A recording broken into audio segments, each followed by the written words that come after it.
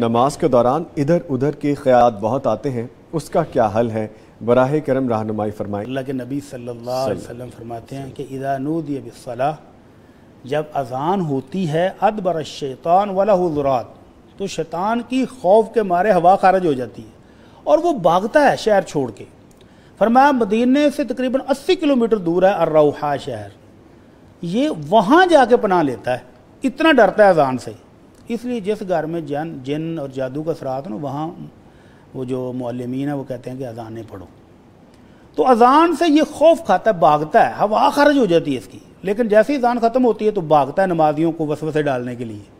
اقامت شروع ہوتی ہے تو پھر دوڑ جاتا ہے، اقامت ختم ہوئی، جیسے ہی نماز شروع ہوئی تو یہ آ جاتا ہے، ایسی ایسی بھولی ہوئی چیزیں یاد کرواتا ہے، ایسی ایسی پلاننگ نماز میں کراتا ہے کہ اللہ کے نبی صلی اللہ علیہ وسلم فرماتے ہیں کہ وہ بندہ شیطان کے وسوسے ڈالنے پر یاد کرتا رہتا ہے حتیٰ کہ یہ حالت ہو جاتی ہے کہ اس کو یاد ہی نہیں رہتا کہ کتنی رکعتیں پڑھی ہیں، سجدہ بھی کیا ہے کہ نہیں، تشہد بیٹھا تھا کہ نہیں۔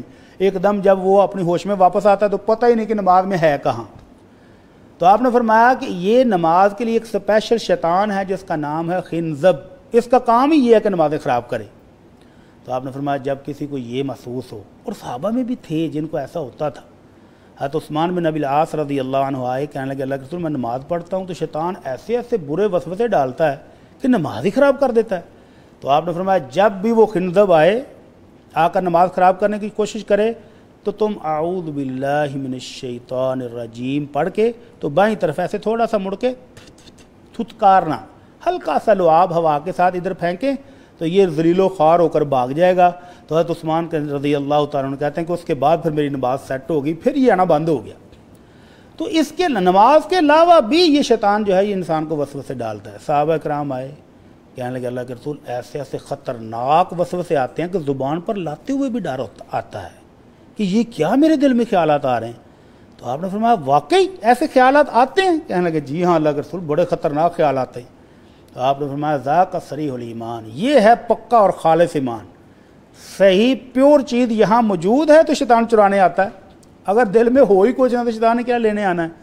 تو تمہارے دل میں یہ خالص ایمان کی موجودگی کی دلیل ہے کہ شیطان وسوسے ڈالنے آتا ہے۔ لہذا ان وسوسوں سے پریشان نہیں ہونا، بلکہ ان کو دور کرنے کے لیے علاج بھی اللہ کے نبی نے جو بتایا وہ کریں۔ لیکن اس کا مطلب یہ بھی نہیں ہے کہ شیطان نے آ کر ہلکا سا آپ کو ٹچ کیا کہ یاد کر تیری فلانی چیز وہاں پڑی ہے، تو بس بندہ پھر اسی پلاننگ میں ہی لگ جائے اور نماز گزر جائے تو نماز ختم ہو جائے۔ تو نماز میں پورا خشوع و خضوع رکھنے کے لیے ترجمے پر خیال کریں کہ میں پڑھ کیا رہا ہوں جی، اور یہ خیال کریں کہ میں کس ہستی کے سامنے کھڑا ہوں۔ ابھی میں اور آپ ایک دوسرے کی طرف دیکھ کے بات کر رہے ہیں، اگر ہم میں سے کوئی ایک بندہ تھوڑی سی توجہ ادھر کرے دوسرے بندے کا بات کرنے کو دل نہیں کرتا۔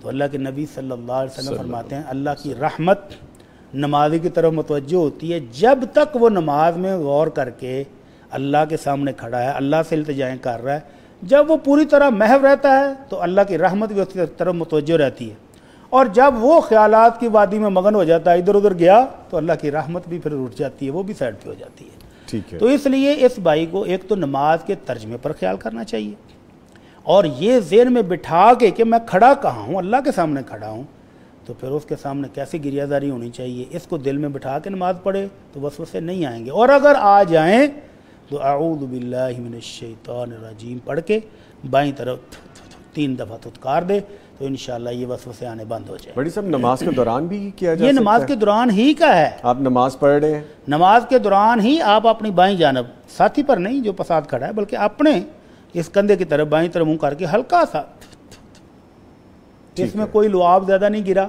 ہلکا سا ہوا کے ساتھ لعاب ہے، اس کو تھتکارنا کہتے ہیں۔ ٹھیک ہے، تو یہ شیطان کو ذل و خوار کر دے گا، وہ دفع ہو جائے گا۔ ٹھیک ہے۔